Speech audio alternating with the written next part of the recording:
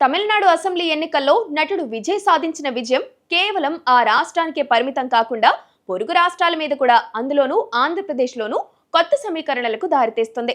ముఖ్యంగా ఏపీలోని దళిత సామాజిక వర్గం విజయ్ను తమవాడిగా భావిస్తూ హడావిడి చేయడం వెనుక లోతైన రాజకీయ వ్యూహాలు దాగి ఉన్నాయన్న అనుమానాలు వ్యక్తమవుతున్నాయి. తమిళనాడులో విజయ్ తన కులాన్ని గాని మతాన్ని గాని ఎప్పుడూ బహిరంగంగా ప్రదర్శించలేదు.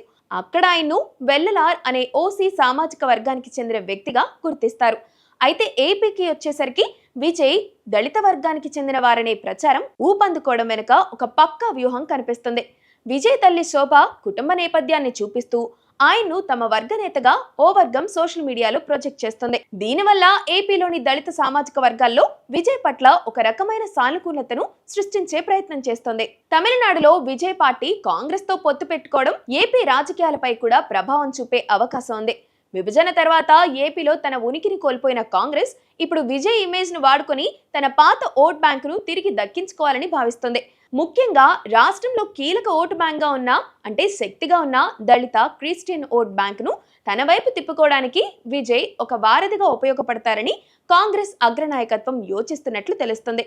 అదే సమయంలో విజయ్ కూడా తన పార్టీని విస్తరిస్తారన్న ప్రచారము జరుగుతుంది. ఏపీలో ప్రస్తుతం అధికార ప్రతిపక్షాల మధ్య చీలిన క్రిస్టియన్ ఓటు బ్యాంకును ఏకం చేసేందుకు విజయ్ ఒక శక్తివంతమైన సాధనంగా కనిపిస్తున్నారు. విజయ్ క్రిస్టియన్ నేపథ్యం ఉన్న వ్యక్తి కావడం, ఇప్పుడు ఆయనకు దళిత వర్గం ముద్ర వేయడం ద్వారా రెండు కీలక వర్గాలను కాంగ్రెస్ వైపు ఆకర్షించవచ్చని రాజకీయ వ్యూహకర్తలు అంచనా వేస్తున్నారు.